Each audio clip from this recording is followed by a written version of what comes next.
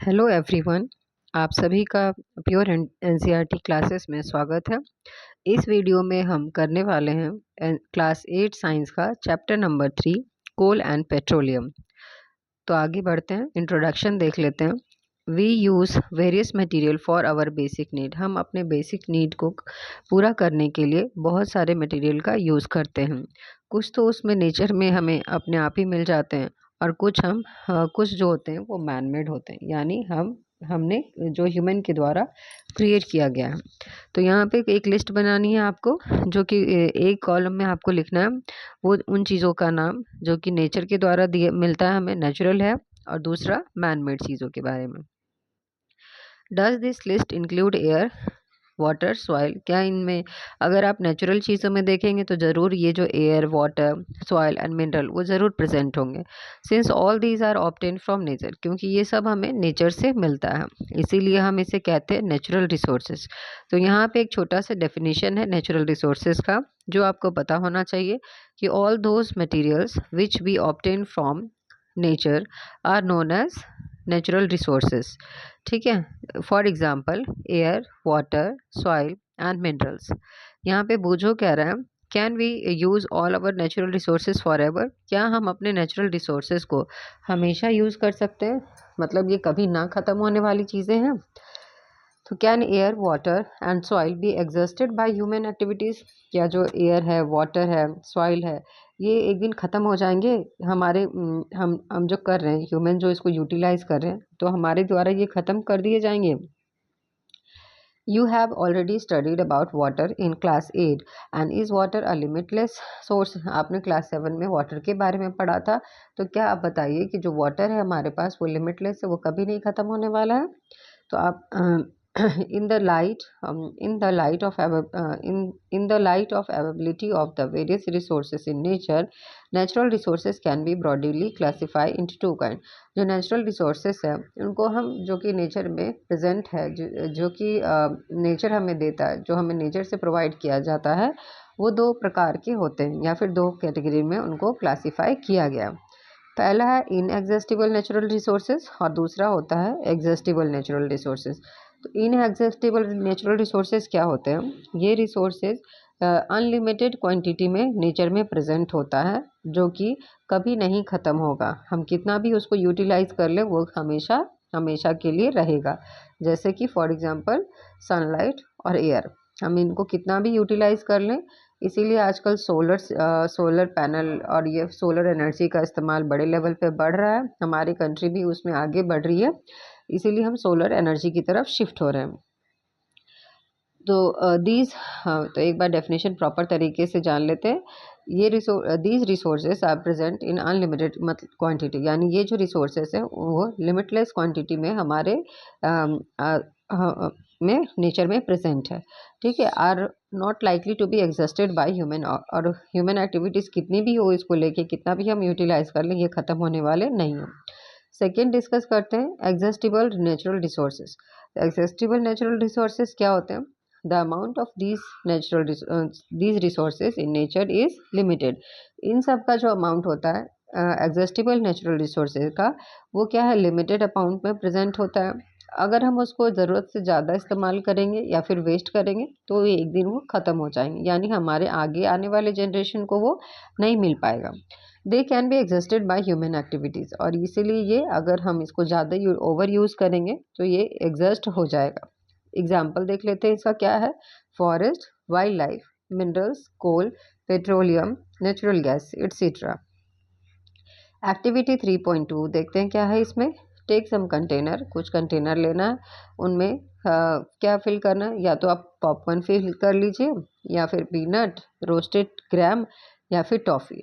फिर उसको डिवाइड करिए, फिर स्टूडेंट्स को डिवाइड करिए दो ग्रुप में। हर एक ग्रुप में कितने हो, 7 का दो ग्रुप बना लेना है आपको। फर्दर फिर से हर एक ग्रुप को 3 सब ग्रुप्स में डिवाइड करना है। जैसे एक ग्रुप में 3, फिर 2, फिर 4, टोटल करेंगे तो 7 हो जाएगा।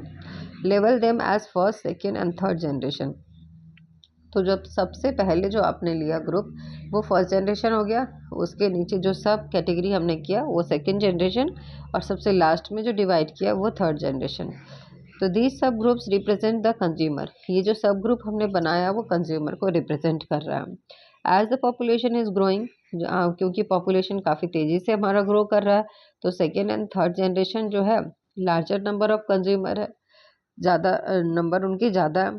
Put them full container for each group on the table, तो हर एक ग्रुप के लिए क्या कंटेनर को फुल करके रखना है। Ask the consumer of the first generation from each group to consume edibles from the container of their group, तो जैसे कि पहले ग्रुप जिसमें कि एक मेंबर है तो उसको पहले यूज़ करने के लिए बोलिए, फिर जो उससे बच जाएगा तो जिसमें 2 मेंबर है उसको वो यूज़ करेगा, फिर जो लास्ट में जिसमें 4 मेंबर है तो फिर लास्ट में वो यूज़ करेंगे। Ask student to observe carefully availability of the eatable in each container, तो हर एक कंटेनर में आपको उसकी कितनी अवेलेबल है चीज़ें, मतलब जो भी आपने लिया है उसको ऑब्जर्व करने के लिए बोलिए। If something is left in the container, अगर कुछ बच गया है कंटेनर में तो उसको थर्ड जनरेशन वालों को ईच ग्रुप से आप कंज्यूम करने के लिए दीजिए। Now finally observe whether all the consumer of the third generation got the eatable और नॉट, फिर ये देखिए कि जो लास्ट जिसमें कि 4 हैं, 4 मेंबर हैं, तो क्या उन सबको अवेलेबल हुआ जो चीज़ आपने लिया था। If anything is still left in any one of the container, और ये देखिए कि कोई चीज़ बच भी गई है क्या सबकी यूज़ करने के बाद। Assume that the eatable in the container represents the total availability of the exhaustible natural resources like coal, petroleum and natural gas. आपको ये करना है कि जो भी आपने चीज़ कंटेनर में लिया था स्टूडेंट्स में डिस्ट्रीब्यूट करने के लिए, उसको मान लीजिए कि वो हमारा एग्जॉस्टिबल नेचुरल रिसोर्स है, जो कि जितना ज़्यादा यूज़ किया जाएगा उतनी ही जल्दी ख़त्म हो जाएगा। ईच ग्रुप में have a different consumption pattern, हर एक ग्रुप का अलग अलग कंजप्शन पैटर्न हो सकता है।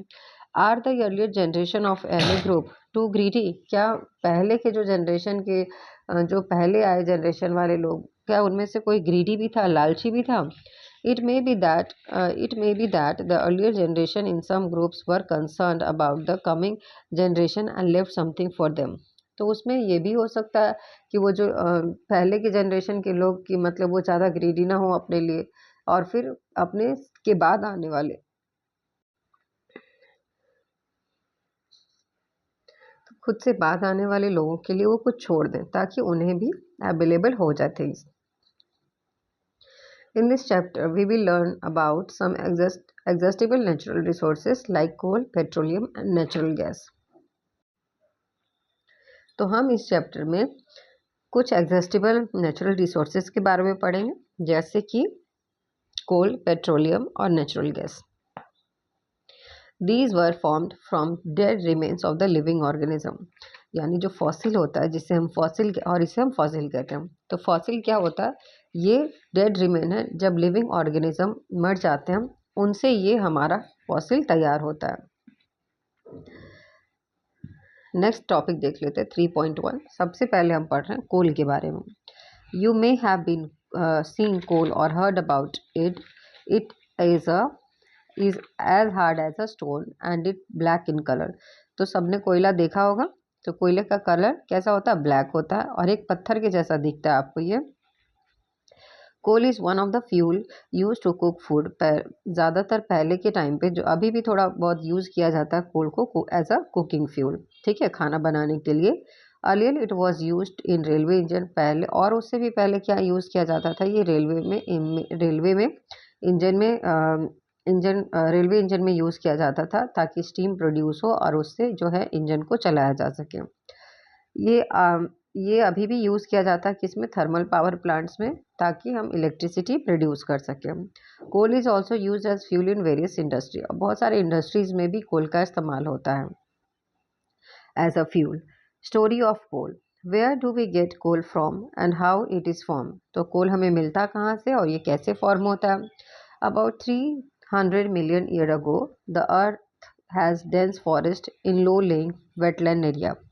लो लेइंग यानी जो नीचे की लो लोइंग एरियाज थे वहाँ पे बहुत घना फॉरेस्ट था। और ईयर देखिए कि टाइम पीरियड कब का है, 300 million years ago. Due to the natural processes like flooding this forest got buried under the soil. और बहुत फ्लड आने की वजह से ये जो फॉरेस्ट थे सभी क्या मिट्टी के अंदर दब गए। एज मोर सॉइल डिपॉजिटेड ओवर और टाइम, जैसे जैसे टाइम बीतता गया उनके ऊपर मिट्टी डिपॉजिट होती गई। देवर कंप्रेस्ड और वो दब गए नीचे। The temperature also rose as they sank deeper and deeper, और जैसे जैसे हम अर्थ के अंदर जाते हैं उस तरह से वहाँ वहाँ टेम्परेचर इंक्रीज होता है। तो इसीलिए वो जैसे और अंदर अंदर चले गए। Under high pressure and high temperature dead plant got slowly converted to coal, और हाई प्रेशर मिलने की वजह से और हाई टेम्परेचर की वजह अवेबिलिटी की वजह से जो डेड प्लांट्स थे वो कन्वर्ट हो गए कोल में। As coal contain mainly carbon, क्योंकि कोल का जो कंपोजिशन होता है मेनली कार्बन होता है उसमें, तो the slow process of conversion of dead vegetation into coal is called carbonization.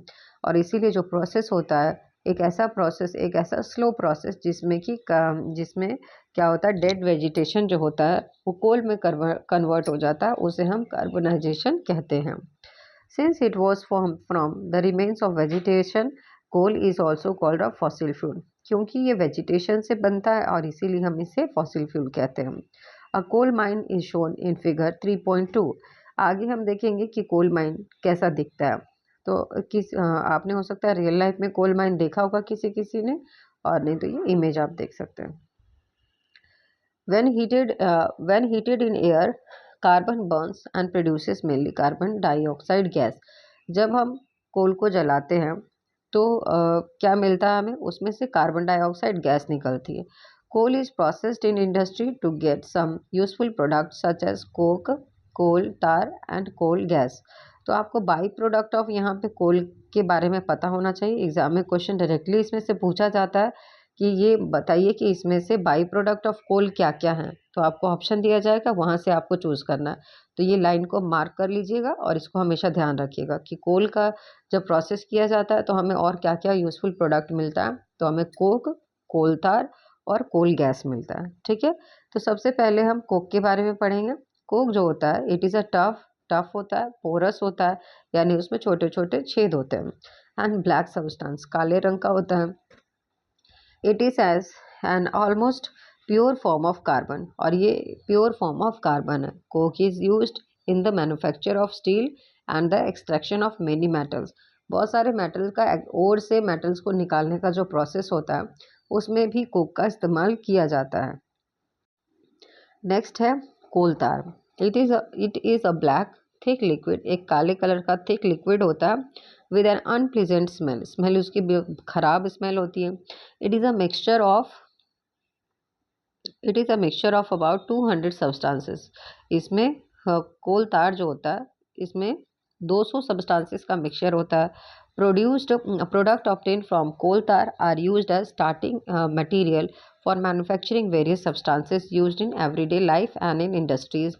तो बहुत सारे इंडस्ट्रीज में यूज़ किया जाता है, जैसे कि सिंथेटिक डाई, ड्रग्स बनाने में, दवाइयाँ बनाने में, एक्सप्लोजिव, परफ्यूम बनाने में, प्लास्टिक्स, पेंट्स बनाने में, फोटोग्राफिक मटेरियल में, roofing material, etc.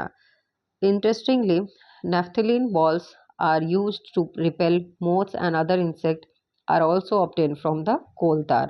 तो यहाँ पे जो बॉल्स, नेफ्थलीन बॉल्स जो वाइट कलर की होती है, जिसे हम कपड़े में बांध के रखते हैं ताकि उसे इंसेक्ट को रिपेल किया जा सके, इंसेक्ट को भगाया जा सके, as a insect repeller use किया जाता है। तो ये भी हमें कहाँ से मिलता है, किसका बाय प्रोडक्ट है, तो कोल तार का है। तो इस चीज़ को, ये बहुत ही ज़्यादा इम्पॉर्टेंट है, आप ध्यान रखिएगा इन सब चीज़ों का कि जो कोल तार है उसका उससे हम क्या क्या चीज़ें बनाने में इस्तेमाल करते हैं। ठीक है, these day bitumen petroleum product is used in place of coal tar for metalling the roads. फिर है नेक्स्ट है coal gas. Coal gas is obtain during the process of coal to get coke. जब हम कोल से Coke बनाते हैं तब बनता है, तब इस प्रोसेस में हमें क्या मिलता है, कोल गैस ऑब्टेन होता है। It is used as a fuel in many industries, और ये फ्यूल की तरह बहुत सारे इंडस्ट्रीज में यूज़ किया जाता है। And situated near the coal processing plant, और जहाँ पे कोल का प्रोसेसिंग होता है तो वहाँ पे ये फ्यूल के it is used as a fuel, ये फ्यूल की तरह यूज़ किया जाता है। ठीक है, नेक्स्ट है 3.2। इससे पहले हम ये बॉक्स देख लेते हैं, yellow box. Coal gas was used for street lighting for the first time in London. Coal gas का इस्तेमाल करके पहली बार जो है लंदन में इसका इस्तेमाल करके स्ट्रीट लाइटिंग की गई थी in 1810 and in New York around 1820। Nowadays आज के दिन में it is used as source of heat rather than light. अब आज के टाइम पे ये एक तरह से हीट के लिए यूज़ किया जाता है, ना कि लाइटिंग करने के लिए। नेक्स्ट है petroleum. Topic 3.2 petroleum. You know that petrol is used as a fuel in light automobiles such as motorcycle, scooter and car। तो हम सभी को पता है कि पेट्रोलियम का यूज़ हम कौन कौन सी गाड़ियों में करते हैं, कौन कौन से व्हीकल को रन करने के लिए करते हैं।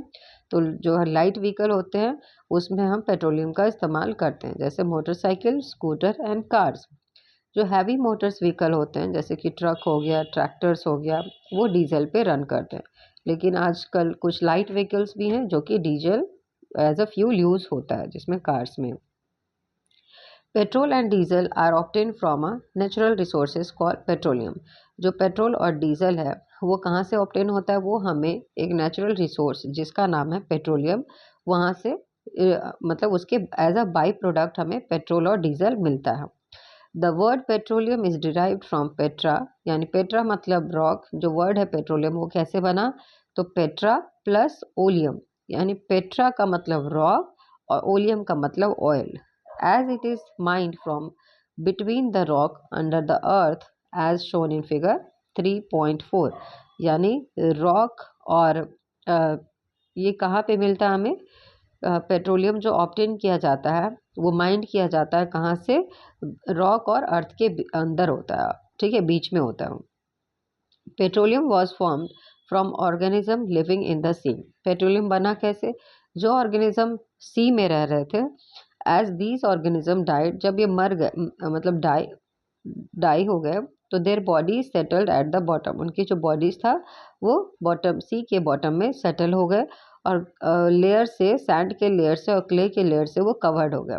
ओवर मिलियन, जब बहुत मिलियंस ऑफ ईयर्स टाइम बीत गया और वहाँ पे एयर भी नहीं पहुँच पाया और हाई टेम्परेचर और हाई प्रेशर मिला उन्हें, तो वो ट्रांसफॉर्म हो गए पेट्रोलियम और नेचुरल गैस में। तो वो ऑर्गेनिज्म जो डेड ऑर्गेनिज्म थे वो मतलब चेंज हो गए, बदल गए किसमें? पेट्रोलियम और नेचुरल गैसेस में। Look at figure 3.4, it shows the deposits of petroleum and natural gas. यहाँ पे 3.4 में क्या दिख रहा है आपको? डिपॉजिट दिख रहा है पेट्रोलियम और नेचुरल गैस का, ठीक है। तो इस तरह से कुआं बनाया जाता है और अंदर डिग किया जाता है और फिर हमें क्या मिलता है? पेट्रोल का रिजर्वायर वगैरह मिलता है, ठीक है। Look at figure 3.4, it shows the deposit of petroleum and natural gas. You see that the layer containing petroleum oil and gas is above the water. जिस लेयर में पेट्रोलियम ऑयल और गैस होता है वो पानी से थोड़ा ऊपर होता है। Why it is so? Recall that oil and gas are, क्योंकि जो ऑयल और गैस है वो क्या है? पानी से हल्का होता है और उसमें मिक्स जो ऑयल है वो उसमें वाटर में मिक्स नहीं हो पाता है, ठीक है, इसीलिए। The world's first oil well was drilled in Pennsylvania in USA in 1859। जो पहली बार जो ऑयल वेल ड्रिल किया गया था पेनिसिल्वेनिया में किया गया था, यूएसए के, इन द ईयर 1859।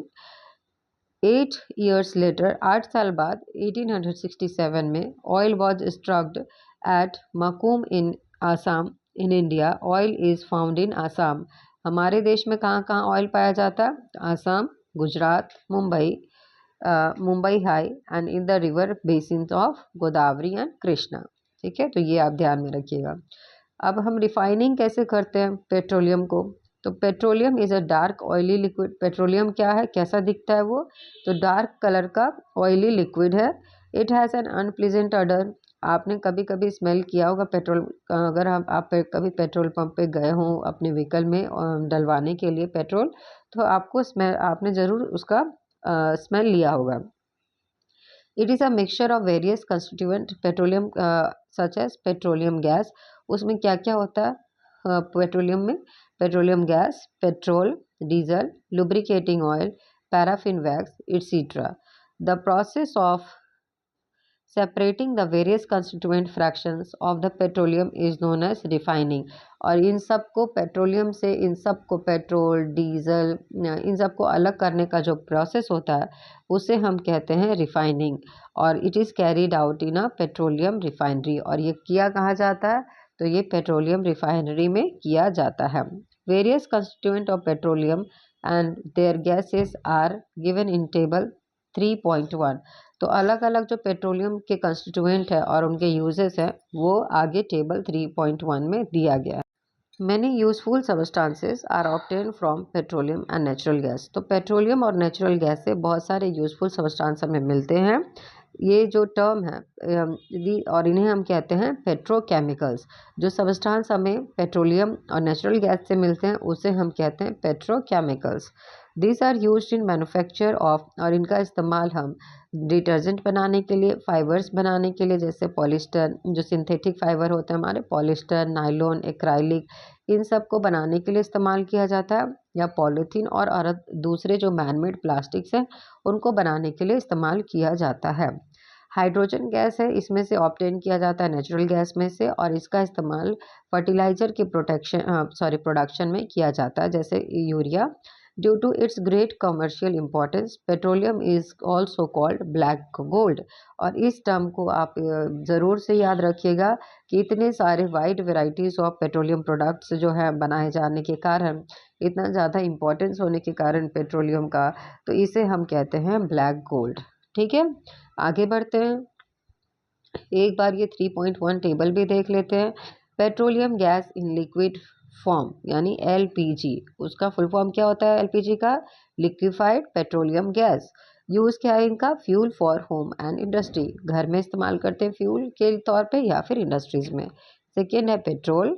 पेट्रोल का इस्तेमाल हम मोटर फ्यूल, एविएशन फ्यूल यानी एरोप्लेन को चलाने में, या solvent for dry cleaning. Dry clean आपने सुना होगा जो ड्राई क्लीनिंग किया जाता है, जैसे आपका जो विंटर में यूज़ करने वाले ब्लैंकेट्स वगैरह होते हैं, या फिर कोट हो गया, या फिर साड़ियाँ हो गई, तो उनका कुछ कपड़े जो हम हैंड वॉश नहीं करते हैं या फिर हम ड्राई क्लीनर के पास दे देते हैं, तो उसमें ड्राई क्लीनिंग में जो यूज़ होता है चीज़, वो क्या होता है? पेट्रोल सॉल्वेंट फॉर, एक तरह से हम एक पेट्रोल से ही एक सॉल्वेंट बनाया जाता है जिससे कि हम जो कि ड्राई क्लीनिंग की जाती है।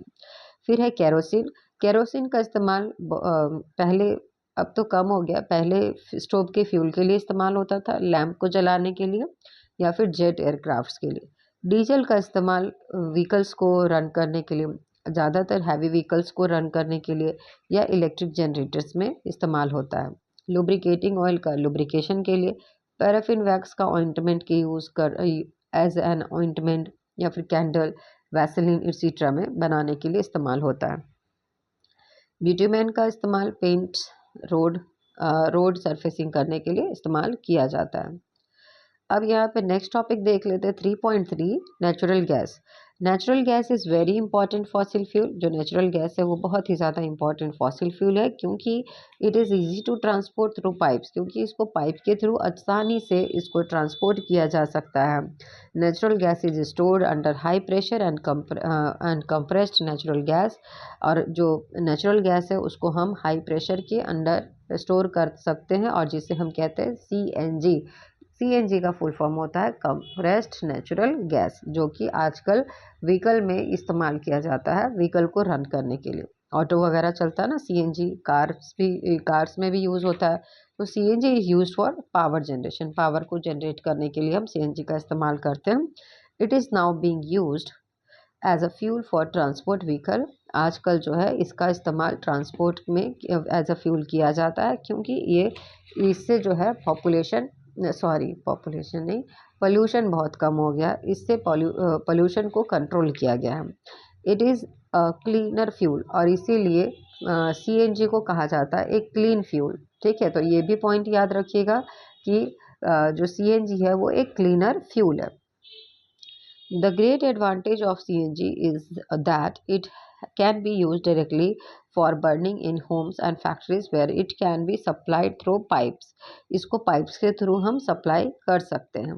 Such as network of pipelines exist in Barodara, Gujarat, some part of Delhi and other places. और जो pipes का जो network है वो कहाँ पे अभी एग्जिस्ट कर रहा है, तो बड़ोदरा गुजरात में और दिल्ली के कुछ पार्ट्स में और भी कहीं कहीं पाया जाता होगा। Natural gas is also used as starting material for the manufacture of number of chemicals and fertilisers. जो नेचुरल गैस है वो उसका स्टार्टिंग मटेरियल, यानी किसी भी मटेरियल का मैन्युफैक्चरिंग करना हो तो उसमें स्टार्टिंग में ये नेचुरल गैस का इस्तेमाल किया जाता है। India has a wide reserve of natural gas. हमारी कंट्री जो है बहुत ही रिच है इस मामले में, बहुत सारे वास्ट रिजर्व है हमारे पास नेचुरल गैस का। In our country natural gas has been found in, कहाँ कहाँ पाया गया है? त्रिपुरा में, राजस्थान में, महाराष्ट्र में और कृष्णा और गोदावरी के डेल्टा में। Can coal, petroleum and natural gas be prepared in laboratory from dead organism? तो क्या ये सब प्रिपेयर किया जा सकता है लेबोरेटरी में?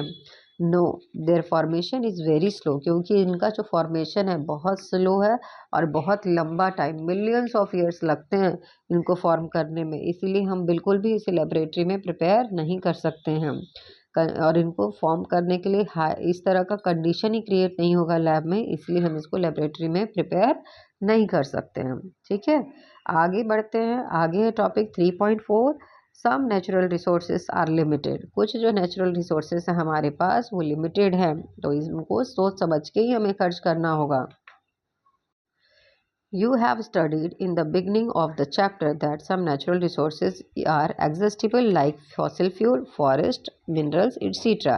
आपने स्टार्टिंग में, चैप्टर के स्टार्टिंग में आपको बता दिया गया था कि कुछ जो नेचुरल रिसोर्सेज हैं वो लिमिटेड अमाउंट में प्रेजेंट है और वो एक दिन ख़त्म हो जाएंगे। You know that coal and petroleum are fossil fuel, और हम जानते हैं कि जो कोल और पेट्रोलियम है वो हमारे क्या हैं? फॉसिल फ्यूल हैं। इट रिक्वायर द डेड, ये इसको बनने के लिए क्या चाहिए? डेड ऑर्गेनिज्म, बहुत मिलियंस ऑफ ईयर्स लगाते हैं इनको फ्यूल में कन्वर्ट होने के लिए।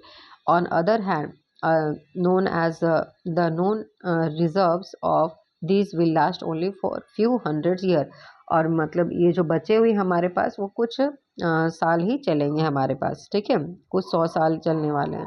More over burning of this fuel is a major cause of air pollution, और जब हम इन सब फ्यूल को बर्न करते हैं, इस्तेमाल करते हैं, फैक्ट्रीज में इस्तेमाल करते हैं, व्हीकल में इस्तेमाल करते हैं, तो इनके जलने से जो है एयर भी हमारी पोल्यूट हो रही है, हमारे इन्वायरमेंट को भी नुकसान पहुंच रहा है। Their use is also linked to global warming, और ये इनका जो यूज़ है उसकी वजह से, इतना बड़े लेवल पे यूज़ होने की वजह से हमारा, इससे ग्लोबल वार्मिंग भी एक रीज़न है, इसके कारण भी ग्लोबल वार्मिंग भी हो रहा है। It is therefore necessary that we use this fuel only when absolutely necessary, तो इसीलिए हमारे लिए बहुत ज़्यादा ज़रूरी हो जाता है कि हम इसका इस्तेमाल तभी करें जब बहुत ही ज़्यादा इसकी ज़रूरत हो। This will result in better environment, और इस तरह से हम अपने इन्वायरमेंट को भी बचा सकते हैं, smaller risk of global warming के रिस्क को भी कम कर सकते हैं, और उनकी अवेलेबिलिटी को भी लॉन्गर पीरियड ऑफ टाइम के लिए हम उसको अवेलेबल रख सकते हैं। In India, Petroleum Conservation Research Association (PCRA), Petroleum Conservation Research Association, advises people how to save petrol, diesel while driving. तो आप ड्राइविंग करते समय कैसे पेट्रोल और डीजल को सेव कर सकते हैं उसके बारे में कुछ टिप्स हैं नीचे, तो चलिए जान लेते हैं क्या टिप्स है। Drive at a constant and moderate speed as far as possible, आपको बिल्कुल भी हाई स्पीड पे ड्राइविंग नहीं करनी है, एक कांस्टेंट स्पीड मेंटेन करनी है, या फिर आप अपनी अब जब ड्राइविंग करें तो मॉडरेट स्पीड पे चलाएं, ना ही ज़्यादा हाई और ना ही ज़्यादा slow. Switch off the engine at traffic lights, और जहाँ भी ट्रैफिक लाइट आए, जहाँ भी आपको रुकने की ज़रूरत हो तो आप तुरंत इंजन भी ऑफ कर दें अपने व्हीकल का। और at a place where you have to wait, और जहाँ पे आपको वेट, कभी कभी हम देखते हैं कि हम कहीं रुके हुए हैं किसी काम के लिए और हमारी गाड़ी जो होती है ऑन होती है, तब वहाँ पे फ्यूल वेस्ट हो रहा है हमारा, तो इस चीज़ को नहीं करना, उस समय हमें अपने इंजन को बंद कर देना है। इंश्योर करेक्ट टायर प्रेशर, और मतलब आपके व्हीकल में टायर में प्रॉपर प्रेशर भी होना चाहिए। Ensure regular maintenance of the vehicle, और अपने व्हीकल का रेगुलर मेंटेनेंस करवाना चाहिए। यहाँ कीवर्ड्स देख लेते हैं। कोल, कोल गैस, कोल तार, Coke, fossil fuel, natural gas, petroleum, petroleum refinery. Summary पे आ जाते हैं। कोल और पेट्रोलियम और नेचुरल गैस जो होते हैं वो फॉसिल फ्यूल होते हैं। फॉसिल फ्यूल को फॉसिल फ्यूल जो है डेड एनिमल्स के डेड एनिमल्स और प्लांट के डेड रिमेन्स के से बनते हैं, जो कि मिलियंस ऑफ ईयर्स लगाते हैं बनने के लिए। फॉसिल फ्यूल जो है एग्जॉस्टिबल रिसोर्सेस हैं। कोक, कोल तार और कोल गैस ये है प्रोडक्ट कोल से, जो हमें कोल से प्राप्त होते हैं। Petroleum gas petrol, diesel, kerosene, paraffin wax, lubricating oil are obtain by refining petroleum. जब हम पेट्रोलियम को रिफाइन करते हैं तब हमें petroleum gas, petrol, diesel, kerosene, paraffin wax, lubricating oil ये सब मिलता है। Coal and petroleum resources are limited. Coal और पेट्रोलियम जो है बिल्कुल लिमिटेड अमाउंट में हमारे पास है। We should use them judiciously, और इसीलिए हमें उसको सोच समझ के ही इस्तेमाल करना चाहिए। तो आई होप, मैं लास्ट में यही कहना चाहती हूँ कि मुझे लगता है कि अगर आपको ये वीडियो पसंद आया है, अगर आपको पसंद आया है तो आप वीडियो को ज़रूर से लाइक करें। अगर कोई डाउट रह गया तो आप कमेंट करके मुझसे पूछ सकते हैं। वीडियो अच्छा लगा हो तो वीडियो को लाइक कर दीजिए, अपने दोस्तों के साथ शेयर कर दीजिए, और अगर आप चैनल पे नए हैं तो इसको सब्सक्राइब भी कर लीजिए। तो मिलते हैं नेक्स्ट वीडियो में। Thank you so much for listening.